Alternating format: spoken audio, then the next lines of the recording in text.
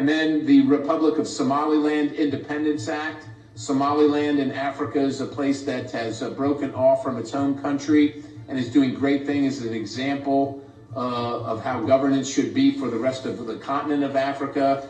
And it's long overdue that the United States of America recognizes these sacrifices and the good work of the Republic of Somaliland. So we introduced that. It's been 3 decades, so it's not like something that just happened 2 months ago. This has been around for a long time, and we want to recognize it. waxaa sii xoogaysanayay dadaalada aqoonsi raadineed ee Somaliland gaar ahaan kuwa ka socda dalka Mareykanka. dadaalada aqoonsi raadineed ee Jamhuuriyadda Somaliland oo qayb uu ka yahay xeerka aqoonsiga ee dhawaan loo gudbiyay Koongareeska Mareykanka ayaa waxaa sii kordhaya xildhibaanada taageeraya ee doonaya inay aqalka Koongareeska Mareykanku uu si degdeg ah u meelmariyo. xeerkan oo madaxweyne Donald Trump awood gaar ah u siinaya inuu ku dhawaaqo aqoonsiga Somaliland isla markaana aqalka Koongareeska uu bishii hore u gudbiyay xildhibaan Berry ayaa waxaa taageero oo iskarab taagay in la ansixiyo xildhibaano kale oo ka tirsan xisbiga Jamhuuriga ee haya talada dalka Mareykanka.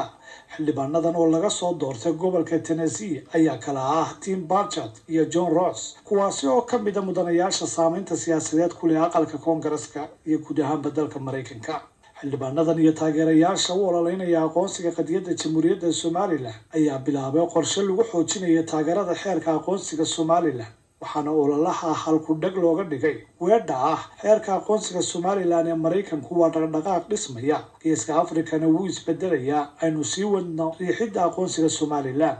xeerkani oo sumadiisu ay tahay HDBR 3992 ayaa dhawaan magaciisa laga dhigay xeerka aqoonsiga Somaliland waxaana 12kii bishii June ee sanadkan 2025 si rasmi ah loogu baahiyay website-ka uu internetka ku leeyahay Koongareeska dalka Mareykanku.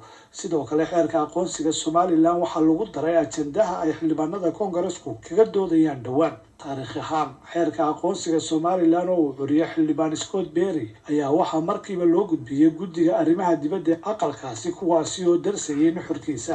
xildhibaan Scott Berry oo xeerka curiyay waxaa la saxiixay xildhibaanada kale ah Thomas Stefani, Andrew Ogles iyo Bud Harrigan iyadoo 21kii bishani Julayna ay iyaguna saxiixeen xildhibaan Tim Burchett iyo John Ross. tani waxay tirada guud ee xildhibaanada dabada ka riixaya xeerkani ka dhigaysaa 5 xildhibaan oo ka kala socda 4 gobol oo kala ah Pennsylvania, Wisconsin, North Carolina iyo Tennessee iyadoo gobolka Tennessee uu noqday halka ugu xooggan ee taageerada xeerku ay ka imanayso.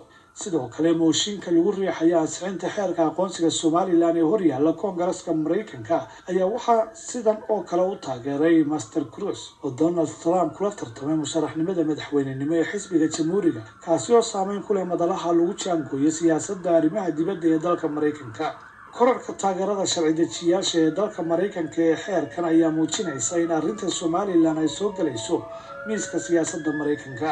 waxaa kaloo astaan u tahay xiisaha sii kordhaya ee ku saabsan aqoonsiga dalka Somaliland iyo doorka Mareykanka ee la shaqaynta dimuqraadiyadaha soo ifbaxaya ee Afrika taasi oo Somaliland tusaale lagu soo qaato. si kastaba ahaatee waxaa soo ifbaxaya ama soo muuqda in dadka Soomaaliya maalgeliso ee kasoo horjeeda aqoonsiga Somaliland ay lacag badan ku bixinayaan ka hortaggiisa ama fashilintiisa. tusaale ahaan ra'iisul wasaaraha Soomaaliya Xamse Cabdi Barre oo ka hadlay dadaalada aqoonsi raadineed ee Somaliland dunida ay ka wado ayaa walaac weyn ka muujiyay sida ay u sii kordhayaan madaxda iyo dadka taageeraya aqoonsiga Somaliland ay raadinayso.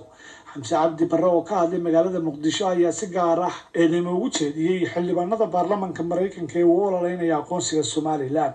wuxuu sheegay inay jiraan dad si qarsoodi ah u wada ololaha aqoonsiga Somaliland sidaa daraaddeedna ay Soomaaliya u baahan tahay in arrintaasi ay ka hortagto.